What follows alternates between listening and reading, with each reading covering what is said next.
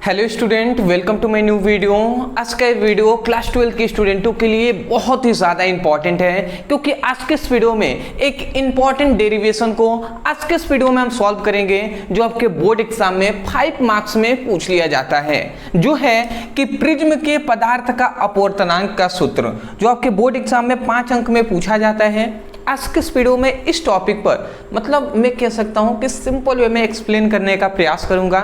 मैं आशा करता हूं कि आपको भी बहुत ही आसानी तरीके से समझ में आएंगे। तो चलिए जी स्टार्ट करते हैं। स्टार्ट करने से पहले एक बात मैं कहना चाहूँगा, देखिए ये जो टॉपिक है या डेरिवेशन होता है उसमें थोड़ा सा पेशेंस रखना होता है, धैर्य रखिएगा, सब आपको समझ में आएगा, ठीक है ना। चलिए तो हमें पढ़ना क्या है, यहाँ पे मैंने लिख दिया है कि प्रिज्म के पदार्थ का अपवर्तनांक, ये हमें पढ़ाई करनी है जी। चलिए तो यहाँ पे हमने लिख दिया है कि प्रिज्म के पदार्थ का अपवर्तनांक का सूत्र हमें ज्ञात करना है। देखिए अपवर्तनांक का हमें सूत्र ज्ञात करना है, तो इसको ज्ञात करने के लिए हमें एक फिगर बनाना होगा। अब उस फिगर को यदि आपने समझ लिया तो समझिए आप डेरिवेशन कर पाएंगे आसानी से। अब फिगर यदि आपने नहीं समझा तो थोड़ी सी परेशानी हो सकती है, इसलिए जब फिगर आपको बताया जाए ध्यान से एक एक पॉइंट्स को समझिएगा। चलिए जी, तो यहाँ पे हम एक क्या ले लेते हैं, एक यहाँ पे त्रिभुज हम ले लेते हैं। सबसे पहले एक हम यहाँ पे प्रिज्म ले लेते हैं। ये हम क्या ले रहे हैं, एक हम प्रिज्म ले रहे हैं। थोड़ा सा और मैं यहाँ पे ले रहा हूँ, ठीक है जी। ये हमने क्या ले लिया, एक हमने प्रिज्म को ले लिया, ठीक है। ये प्रिज्म क्या है, तो मैं यहाँ पे नाम लिख दे रहा हूँ A B और C। A B C ये एक क्या है, प्रिज्म है, ठीक है। अब इस प्रिज्म पर हम जैसे प्रकाश किरणों को आपतित कराते हैं। ये जो प्रिज्म है इस पर हम क्या करते हैं, प्रकाश किरणों को आपतित कराते हैं। जैसे ये प्रकाश किरणें हैं, इस प्रकार ये आपतित होती है। मान लेते हैं इस पर गई और इस प्रकार टकराती हैं। तो देखिए यहाँ पे है विरल माध्यम। ये प्रिज्म जो होता है वो कांच का बना होता है, तो ये सघन माध्यम है।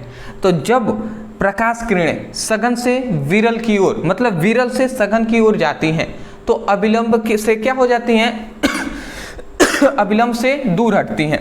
जैसे मैं आपको यहाँ पे दिखा दूँ, जैसे ये प्रकाश किरणें इधर से इधर जा रही हैं, मतलब जैसे प्रकाश किरणें विरल से सघन की ओर जाती हैं, तो यहाँ पे एक हम अभिलंब खींच लेते हैं, ठीक है। यहाँ पर हम एक अभिलंब इस प्रकार खींच ले रहे हैं,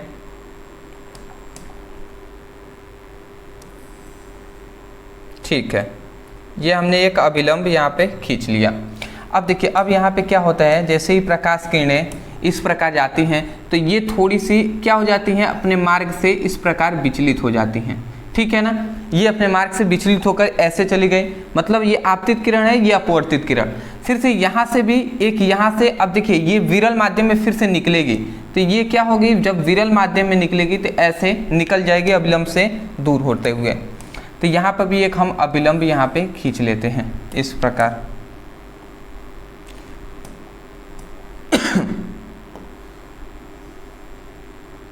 अभी आपको समझ में आएगा मैं आपको क्या समझाने का प्रयास कर रहा हूँ, ठीक है। देखिए मैं आपको समझा दूं, जैसे ये प्रकाश किरणें हैं, जब प्रकाश किरणें सघन से विरल माध्यम की ओर जाती हैं तो अभिलंब से थोड़ी सी दूर हटकर चली जाती हैं, ठीक है ना। तो उसी प्रकार जैसे ये प्रकाश किरणें हैं, ठीक है, तो जब देखिए सघन से, जब प्रकाश किरणें सघन से विरल की ओर जा रही हैं तब ना अभिलंब से दूर हट रही हैं, ठीक है। परंतु इसमें क्या है, इसमें इधर वाला विरल माध्यम है और ये अंदर वाला सघन माध्यम है। तो विरल से यदि सघन में जाएगी तो अभिलंब की ओर झुक जाएगी, अभिलंब की ओर जाएगी तो यही अभिलंब, जबकि इसको जाना तो ऐसे चाहिए था, परंतु ये अभिलंब है ना, तो अभिलंब की ओर झुक गई, ठीक है ना। थोड़े से झुककर यहाँ चली आई। फिर से देखिए अब सघन से विरल की ओर जा रही है तो अभिलंब से दूर हटती है। अभिलंब से हमने कहा ना, सघन से विरल की ओर जाएगी तो अभिलंब से दूर हटेगी। तो जब दूर हटेगी तो देखिए ये अभिलंब है, तो इससे दूर हट के इस तरीके से निकल गए। अच्छा कुछ ना समझ में आए तो बेसिक इतना बात आप याद रखिएगा। क्या याद रखना है, ये आपतित किरण है, ये अपवर्तित किरण है और ये जो है ये निर्गत किरण है, ठीक है ना। केवल इतना याद रखना है। अब समझिएगा यहाँ पे इसका नाम हम दे देते हैं, और इसका नाम हम क्या देंगे, ये है P, इसका नाम मैं दे दे रहा हूँ, ये है P, ये है Q, ये है R और ये है S, ठीक है ना। P Q R S हमने दे दिया। अब फिर से इसका नाम हम दे देते हैं M, ये अभिलंब है MO, फिर से M, मतलब सॉरी MON, N इसको दे देते हैं, ठीक है ना, MON हमने दे दिया। इतनी बात समझ गए। अब आप समझिएगा, जैसे अब आपको ये समझना है देखिए अब यहाँ पे ये समझना है आपको कि यहाँ पे ये देखिए ये आपतित किरण है और ये अभिलंब है, तो आपतित किरण और अभिलंब के बीच आपतित किरण और अभिलंब के बीच जो कोण बनता है वो कोण I होता है, मतलब आपतन कोण होता है वो I है। और ये क्या है, अभिलंब है और ये अपवर्तित किरण है, तो अभिलंब और अपवर्तित किरण के बीच जो कोण बनता है वो अपवर्तन कोण होता है जो है R1।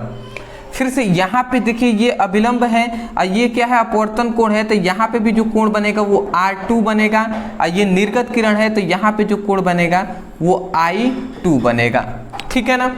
मतलब इतनी बात समझिए, ये I1 कोण है आपतन कोण, ये परावर्तन कोण, यहाँ पे भी ये आपतन कोण है, ये परावर्तन कोण है, ठीक है। अब ये जो I1 हो गया तो इसको भी तो I2 हम कहेंगे ना, ये नहीं कि I1 कह देंगे तो गड़बड़ हो जाएगी, ठीक है। दोनों कोण अलग अलग हैं, ये निर्गत कोण वाला है ना, इसलिए निर्गत किरण वाला ये कोण है। तो ये बात हो गया, केवल इतनी बात समझ गए कि ये वाला I1 कोण है, ये वाला R2 कोण है, ये R1 है, ये R2 कोण है, ठीक है जी। इतनी समझ गए। तो अब देखिए अब हम क्या बता रहे हैं, देखिए ये जो आपतित किरण है, आपतित किरण को आगे बढ़ाने पर, आपतित किरण को हम क्या कर रहे हैं, आगे बढ़ा रहे हैं, ठीक है। आपतित किरण को आगे बढ़ाने पर, ये जो अपवर्तित जो निर्गत किरण है इसको हम पीछे बढ़ाने पर, ठीक है ना। आपतित किरण को हमने क्या किया, देखिए हमने केवल इतने बात किया है, ये जो आपतित किरण है, ये जो आपतित किरण है इसको हमने आगे बढ़ाया है, देख रहे हैं ना, आगे बढ़ाए हैं। और जो निर्गत किरण है इसको हमने क्या किया है, पीछे बढ़ाया है, पीछे बढ़ाया है। तो ये दोनों किरणें जिस बिंदु पर, ये दोनों किरणें जिस बिंदु पर मिलती हैं तो यहाँ पे जो बना कोण होगा, ये दोनों किरणें यहाँ पे आप देख रहे हैं, ये दोनों किरणें इस बिंदु पर, ये दोनों किरणें इस बिंदु पे मिल रही हैं, तो यहाँ पे जो कोण बनेगा ना, इस कोण को ही हम विचलन कोण कहते हैं, जिसे हम डेल से प्रदर्शित करते हैं, ठीक है ना। इतनी बात आपको समझ में आ जानी चाहिए। अब इसको याद रखेंगे, इसको हम U/T से प्रदर्शित करते हैं, मतलब इसका नाम दे दिया, ये U है, ये जो बिंदु है यहाँ पे U है, और ये जो बिंदु है ये T है। तो ये है आपका फिगर। इतनी फिगर को आपको एक्सप्लेन करना होगा, इतना याद रखना होगा आपको। देखिए सिंपल सी बात है, 2-3 पॉइंट आप याद रखेंगे, समझ में आ जाएगा। एक बार और मैं रिपीट कर दे रहा हूँ, क्योंकि जो स्टूडेंट मुझसे पढ़ते हैं उनको खासकर मैं चाहता हूँ समझ में आ जाए, क्योंकि वो हम पे विश्वास किए हुए हैं कि कुछ भी उनको मतलब दिक्कत ना हो, इसलिए टाइम लगे कोई दिक्कत नहीं है, समझेंगे। देखिए एक प्रिज्म हमने लिया था, ABC लिया था, ठीक है ना। इसमें हमने जब प्रकाश किरण आपतित किया तो देखिए प्रकाश किरण आपतित किया है, फिर से सीधे गई है, फिर से अभिलंब से झुककर, अभिलंब की ओर झुककर चली गई है, फिर से अभिलंब से दूर हटकर निकल गई है।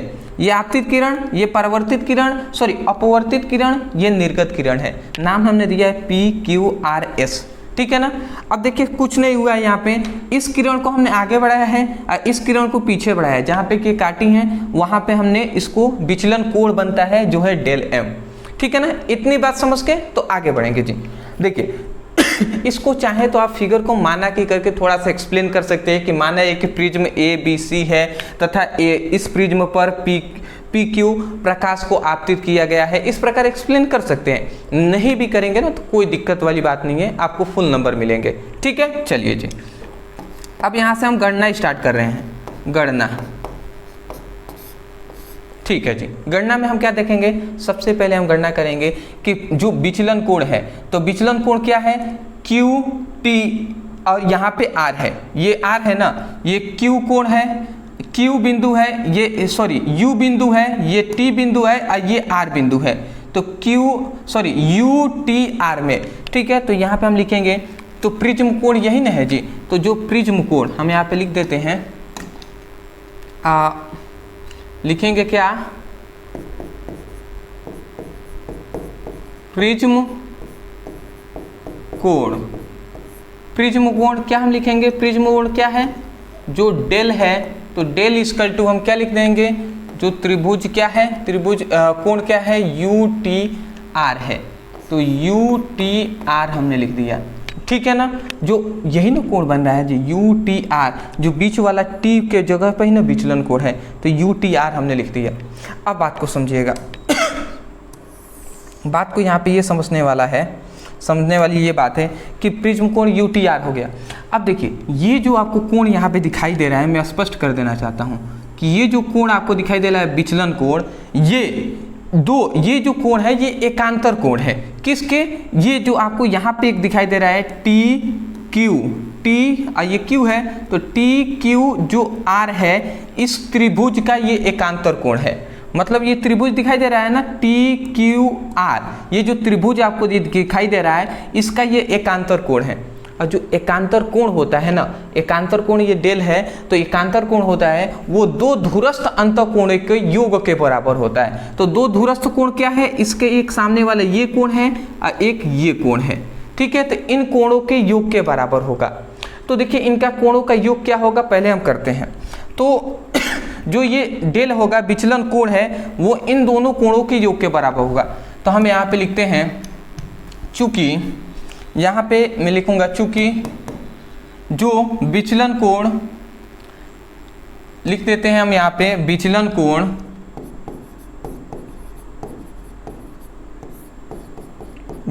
कोण क्या है?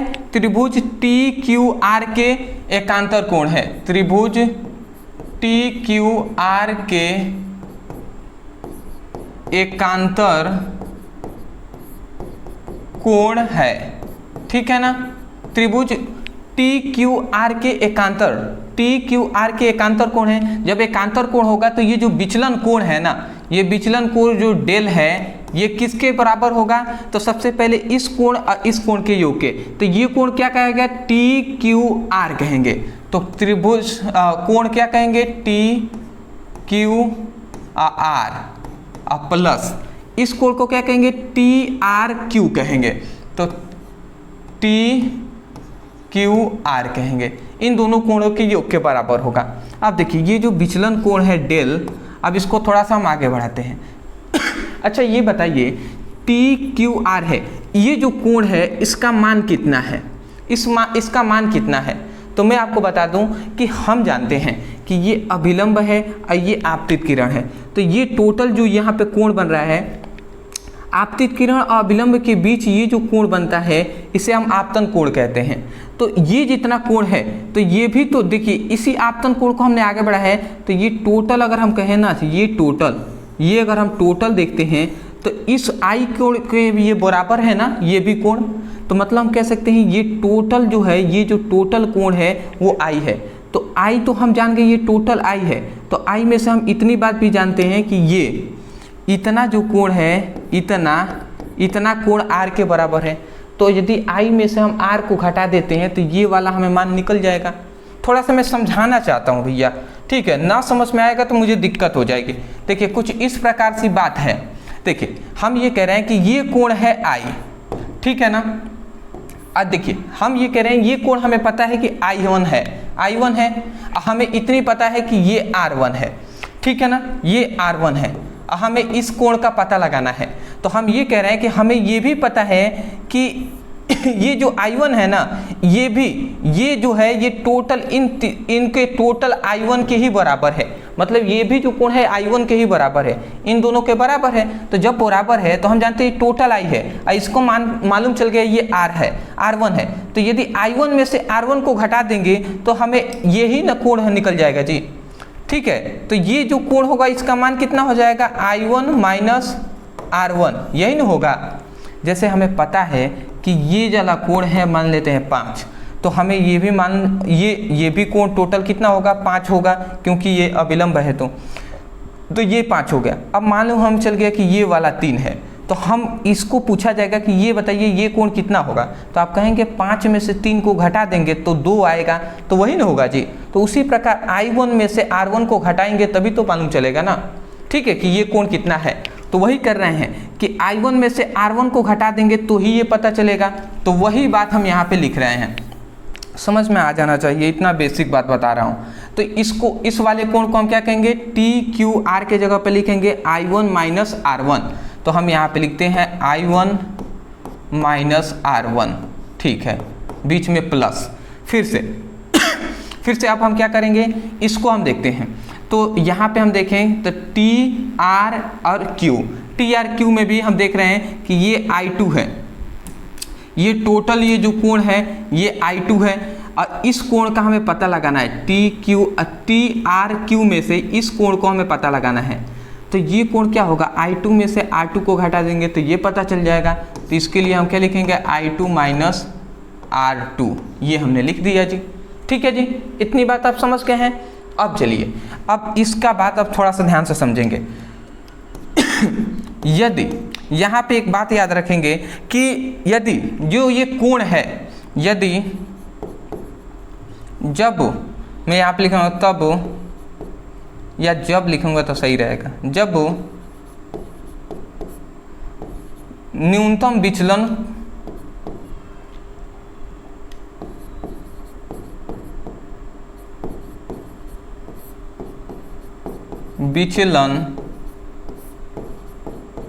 कोण के स्थिति में, ठीक है, मतलब जब कोण क्या हो, जब ये जो कोण है डेल एम ये न्यूनतम विचलन कोण की स्थिति में है, मतलब बहुत ही छोटा कोण हो, तो उस समय पे याद रखेंगे जो ये I1 है, R1 है, ये सभी बहुत ही छोटे कोण हो, तो उस समय पे जो ये याद रखेंगे I1 जो होता है वो I2 के बराबर होता है, ठीक है, और जो R1 होता है वो R2 के बराबर होता है। ये पीछे के कॉन्सेप्ट से हमें पता है कि न्यूनतम विचलन कोण की स्थिति में जो I1 आपतन कोण होता है वो अपवर्तन कोण के बराबर होता है, मतलब आपतन कोण होता है वो दूसरे के आपतन कोण के बराबर होता है, और जो अपवर्तन कोण होता है वो दूसरे के अपवर्तन कोण के बराबर होता है। मतलब I1 है वो I2 के बराबर, वो R1 है वो R2 के बराबर होता है। तो आप बात को समझिएगा, I1 है वो I2 के बराबर है, तो इन दोनों को हम सिंपल से I लिख देते हैं। R1 R2 आपस में बराबर है तो इसको हम केवल R लिख देते हैं, लिख सकते हैं ना, तो लिख देते हैं। तो अब हम समझिएगा, अब इसी को अगर हम इसको अगर आगे बढ़ाते हैं तो देखिए डेल हमने लिख दिया, और यहाँ पे एक स्मॉल m लिखेंगे।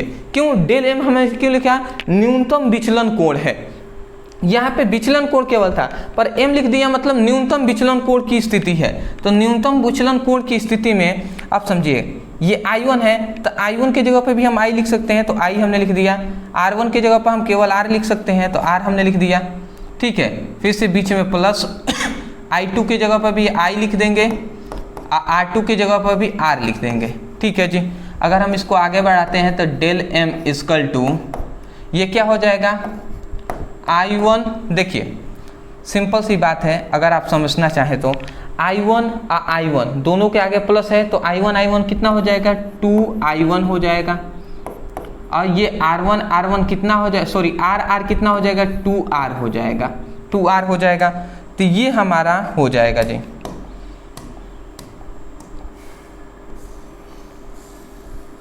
ठीक है ना, ये हमारा हो जाएगा।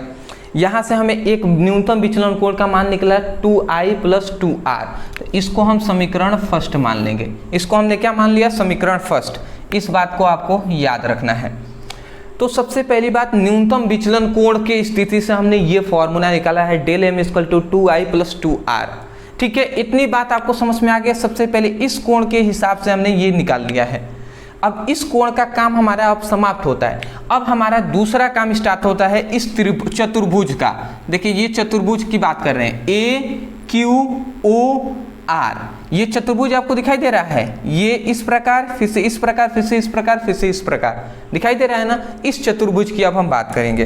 तो इस चतुर्भुज की अब हम बात करते हैं, और ध्यान से आप समझेंगे तभी समझ में आएगा। ये इतना इजी टॉपिक नहीं है, ठीक है ना, आप समझिएगा। अब इस चतुर्भुज की बात कर रहे हैं। तो ये जो चतुर्भुज दिखाई दे रहा है, मैं आपसे 2 क्वेश्चन पूछूंगा। ये इस प्रकार कुछ चतुर्भुज आपको दिखाई दे रहा है, इसी प्रकार चतुर्भुज दिखाई दे रहा है ना, AQOR, यही ना है जी, AQOR। अब मैं आपसे पूछूं चतुर्भुज के चारों कोणों का योग कितना होता है, तो चतुर्भुज के चारों कोणों का योग जो होता है वो 360 होता है। ये बात आपको पता है, पता है ना, बिल्कुल पता है। यदि त्रिभुज हो तो त्रिभुज के तीनों कोणों का अंश कोणों का योग कितना होता है, 180 होता है, ये भी बात आपको पता होगा। तो देखिए यहाँ पे ये बात हो गया, इतनी बेसिक बात आपको पता होनी चाहिए। अब समझिएगा, यहाँ पे हम देख रहे हैं ये अभिलंब है, ये अभिलंब है कि नहीं, तो अभिलंब है, ये इस पर लंब है, तो अभिलंब ये जो आपको कोण दिखाई दे रहा है, तो मतलब ये अभिलंब ये जो है, मतलब ये टोटल अगर हम कहें ना, ये टोटल यहाँ पे ये टोटल जो ये कोण बन रहा है ये 90 डिग्री का होगा। मतलब ए क्यू जो ओ है ये 90 डिग्री, और फिर से ए आर जो ओ है ये भी टोटल, यहाँ से ये टोटल में कह दूँ तो ये भी 90 डिग्री बनेगा। तो यही बात सबसे पहले हम लिखेंगे कि चतुर्भुज ए क्यू ओ आर में, ए क्यू ओ आर में जो क्या हो जाएगा, ए क्यू ओ होगा, ए कोण जो होगा, सॉरी जो कोण होगा ए क्यू ओ में, ए क्यू ओ, ए क्यू ओ, ठीक है ये 90 डिग्री का हो जाएगा। फिर से ए आर ओ प्लस ए कोण, क्या होता है भैया, कोण A R O, A R O, ये 180 हो जाएंगे। बात आप समझिए कि मैं क्या कह रहा हूँ। देखिए यहाँ पे ये 90 डिग्री बन रहा है, ये भी 90 डिग्री, मतलब दो कोण 90 डिग्री बन रहे हैं 90-90 का, तो दोनों का अगर हम जोड़ देंगे तो 180 डिग्री हो जाएगा, होगा ना। तो वही हमने लिखा है ए क्यू ओ, मतलब ये वाला कोण, ठीक है ना। अब फिर से A R O, A R O मतलब ये वाला कोण, ये दोनों 90 डिग्री हैं, तो वो हमने 180 लिख दिया है दोनों का जोड़कर। अब बात समझिएगा, ये हमने इतना लिख दिया जी। अब दूसरी बात ये समझना है कि दो कोण का तो हमें पता है कि दोनों कोणों का योग मतलब 180 है, तो शेष दो कोण बचे हैं। एक कौन सा कोण बना है, ये वाला कोण बचा है, एक ये वाला कोण बचा है, एक ये वाला कोण बचा है, इन दो बचे हैं। तो मतलब क्यू ए आर जो है ये वाला कोण, और जो क्यू ओ आर है ये भी दोनों को अगर हम जोड़ेंगे कोणों को तो वो भी 180 ही होगा, ठीक है। क्यों होगा, क्योंकि एगो तो 100, इन दोनों को जोड़ दिए तो 180 हो गया, ठीक है। तो एगो और ये दोनों को भी जोड़ देंगे तो 180 होगा, तभी ना 360 होगा जी, क्योंकि चारों का तो 360 होता है। तो 180 दोनों का जोड़ेंगे तो होगा, तभी जाकर 360 होगा। 80 180 180 360 होता है। तो इस प्रकार तो हम फिर से लिखेंगे कि कोण क्यू ए आर में, तो हम लिखेंगे कोण क्यू ए आर में, क्यू ए आर, ठीक है। क्यू ए आर जो हो गया वो plus Q O R plus Q O R, ये भी कितना हो जाएगा, 180 डिग्री हो जाएगा, ठीक है। इतनी बात समझ गए। ये चतुर्भुज में हमने ये इतना लिख दिया। अब देखिए एक और बात आपको याद रखना है, यहाँ पे एक त्रिभुज आपको दिखाई दे रहा है, ये वाला, इस त्रिभुज को आप ध्यान से देखिएगा। ये आपको त्रिभुज एक दिखाई दे रहा है यहाँ पे,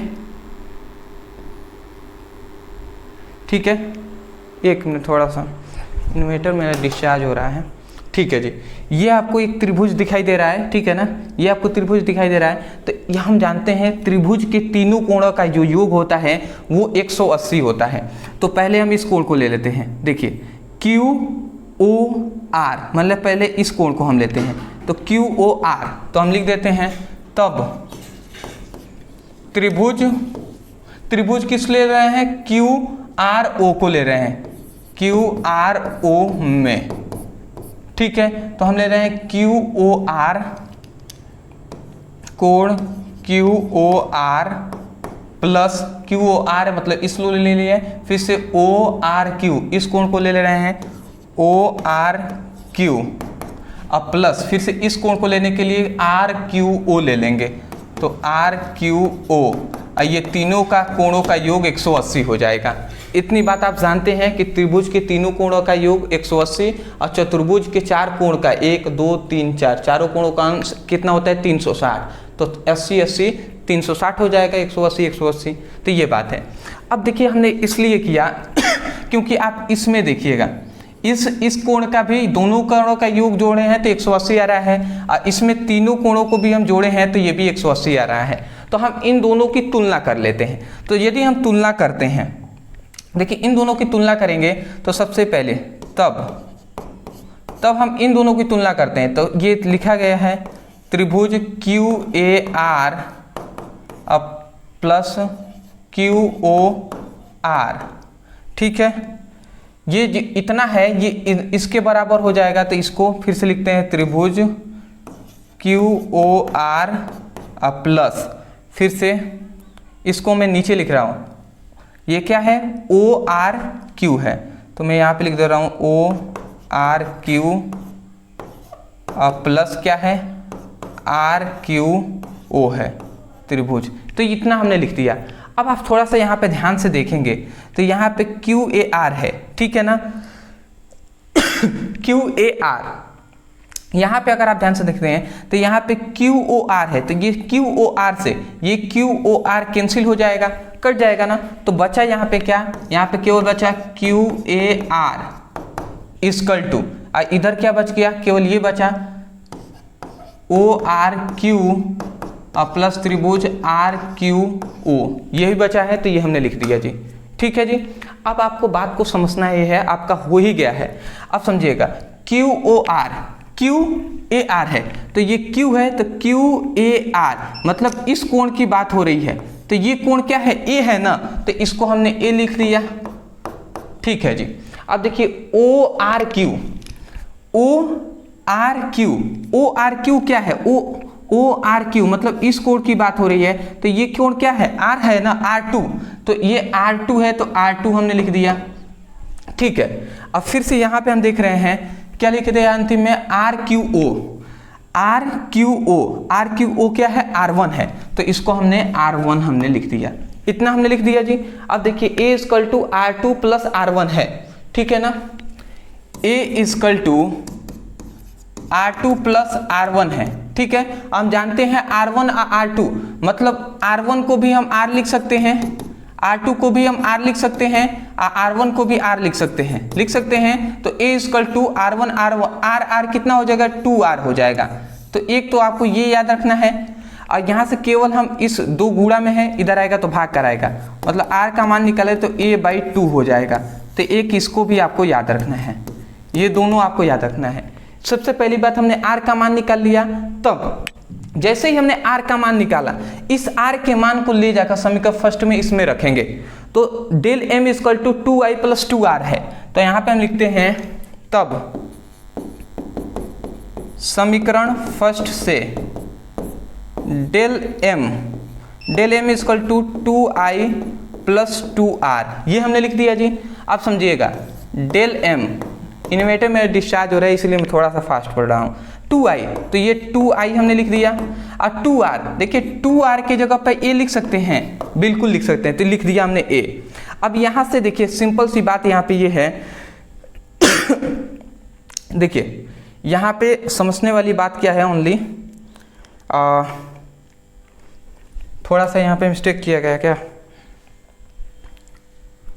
ठीक है। हाँ देखिए एक थोड़ा सा छोटे सा मिस्टेक हो गया है। देखिए क्या मिस्टेक हुआ है, यहाँ पे इसी का हमने जोड़ा था कि I1, और देखिए इसका R-R1 मतलब R1 की जगह पे भी R लिख दिया हमने, तो यहाँ पे माइनस है, तो यहाँ पे माइनस देना चाहिए था ना हमें, ठीक है ना। ये छोटा सा मिस्टेक हो गया है। देखिए इन्वर्टर भी डिस्चार्ज हो रहा है और छोटी सी मिस्टेक हो गई है यहाँ पे। और देखिए यहाँ पे भी माइनस है, तो यहाँ पे भी माइनस हमें देना चाहिए था, तो यहाँ पे माइनस होगा ना, ठीक है। तो यहाँ पे माइनस होना चाहिए था, तो देखिए I plus plus I 2I हो जाएगा, और ये माइनस R1 माइनस R मतलब माइनस 2R होना चाहिए था, माइनस 2R ना, ठीक है। वही बात हमने यहाँ पे लिखा है, केवल यहाँ पे माइनस हम लिख देंगे जी, ठीक है समझिएगा। तो यहाँ पे अगर हम माइनस कर देते हैं, माइनस होगा, ठीक है। तो यहाँ पे हमने माइनस कर दिया, थोड़ा सा मिस्टेक हो गया था शुरू में ही, तो ये हमने माइनस कर दिया। अब बात को समझिएगा, इस 2 को हम इधर करते हैं, ठीक है ना, मतलब 2I इधर हम 2I है, ये 2I है, तो 2I हमने कर दिया इक्वल टू, ये 2I है इधर ही रहने देते हैं, इस जो A है माइनस में इसको इधर भेजते हैं, तो इधर भेजेंगे तो प्लस में हो जाएगा, और ये प्लस में है ही, तो ये प्लस डेल एम हो जाएगा। बात आप समझ रहे हैं, पक्षांतर हमने किया है, ये इसको इधर ही ले गए, इसको हम इधर भेज देंगे तो ये तो पहले प्लस है, ये भी आएगा तो प्लस में हो जाएगा, तो ये इसके बराबर हो जाएगा। इतना हमने निकाल दिया। अब यहाँ से हम केवल आई का मान निकालें, केवल हम आई का मान निकालें तो आई इक्वल टू क्या हो जाएगा, ए प्लस डेल एम बाई 2 हो जाएगा। तो यहाँ से देखिए हमने आई का भी मान निकाल लिया। जैसे ही आई और आर का मान हमने निकाला, आई और आर का मान हमने निकाल लिया। अब देखिए सिंपल सी बात है, जैसे ही आई और आर का मान निकाला तो स्नेल के नियम में हम रख देंगे, तब स्नेल के नियम से, स्नेल के नियम से म्यू इक्वल टू क्या होता है, sine I by sine R होता है। तो म्यू इक्वल टू क्या हो जाएगा, साइन आई बटे साइन आर होता है।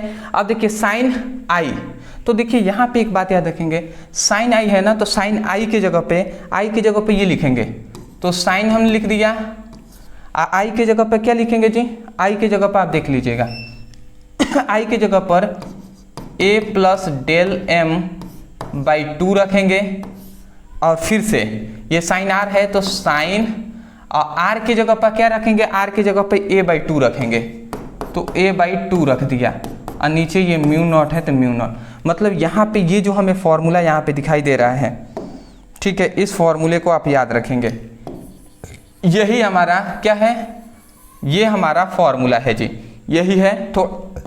थोड़ा क्या बहुत ज़्यादा हमने बड़ा में यहाँ पे लिख दिया है, तो यही है प्रिज्म के पदार्थ का अपवर्तनांक का सूत्र, ठीक है ना। दो पदार्थों के प्रिज्म के लिए, ठीक है, उसके लिए अपवर्तनांक का सूत्र है यहाँ पे, प्रिज्म के पदार्थ का अपवर्तनांक का सूत्र यही है जी। अब केवल यहाँ पे एक और चीज कह देता है कि पतले प्रिज्म के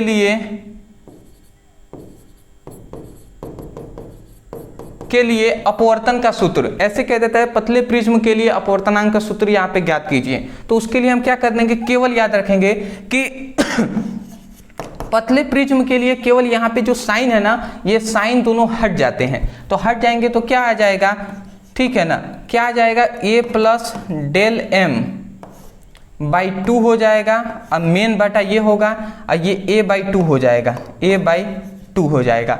अब ये 2 से ये 2 कैंसिल हो जाएंगे ना, ये यहाँ पे लिखेंगे तो बेटर रहेगा, ये 2 से ये 2 कैंसिल हो गया, तो अब यहाँ पे बचा क्या, mu equal to A plus del M अब बाई ए हो जाएगा, तो ये हमारा बच गया जी, ठीक है। तो ये या तो आप इतना लिख दें, या इसको हम इधर भेज देते हैं, तो mu into A equal to A plus del M, तो ये हमारा जो निकला है यहाँ पे आपको जो दिखाई दे रहा है, ये क्या है, ये पतले प्रिज्म के लिए अपवर्तनांक का सूत्र है, जो है mu into A equal to A plus del M, तो ये है जी। तो यदि पतले लेंसों के लिए, मतलब पतले प्रिज्म के लिए अपवर्तनांक का सूत्र क्या है, तो यहाँ तक करना है, या अगर सिंपल में कह देता है कि प्रिज्म के पदार्थ का अपवर्तनांक का सूत्र ज्ञात कीजिए, तो आपको यहाँ तक कर देना है, ठीक है जी। मैं आशा करता हूँ कि आपको समझ में आ गया होगा, मेहनत लगा थोड़ा सा, बट 1-2 बार आप जरूर वीडियो देखिएगा, जिससे आपके दिमाग में भी बैठ जाए। ये इतना इजी टॉपिक नहीं है, ठीक है ना, फिर भी मैंने समझाने का प्रयास किया है। 2 बातें कहूँगा, यदि आपको समझ में आया है तो वीडियो को लाइक करके चैनल को सब्सक्राइब कर दीजिएगा, क्योंकि इतना ज़्यादा मेहनत आप सभी के लिए किया जा रहा है, तो थोड़ी सी सब्सक्राइब कर देंगे, सपोर्ट कर देंगे तो मुझे अच्छा लगेगा। दूसरी बात, बहुत सारे स्टूडेंट हैं जो नोट्स के लिए कह रहे हैं, मैं आपको बता दूं, आपके बोर्ड एग्जाम के लिए हमने चैप्टर वाइज आपको नोट्स प्रोवाइड कर रहे हैं, चैप्टर वाइज सभी इंपॉर्टेंट क्वेश्चन आंसर का 100 इंपॉर्टेंट ऑब्जेक्टिव क्वेश्चन भी लेंगे, उसके साथ न्यूमेरिकल भी आपको दिया जाएगा इंपॉर्टेंट, तो सब कुछ फिजिक्स का ओनली 99 रुपये में दिया जा रहा है। तो यदि आप लेना चाहते हैं, नीचे दिए गए व्हाट्सएप नंबर पर मैसेज करके मांग लीजिएगा, वहाँ पर आपको PDF नोट्स सेंड कर दिए जाएंगे। बात समझ गए ना, नीचे व्हाट्सएप ग्रुप, टेलीग्राम ग्रुप और इंस्टाग्राम ग्रुप का लिंक है, वहां पे ज्वाइन हो जाएंगे, वहां पे जो भी आवश्यक सूचनाएं होंगी बोर्ड एग्जाम के लिए वो वहां पे बताई जाएंगे, ठीक है ना। तो मिलते एक नए टॉपिक के साथ एक नए वीडियो में। Thank you so much for watching this video, thank you. Screenshot ले लीजिए।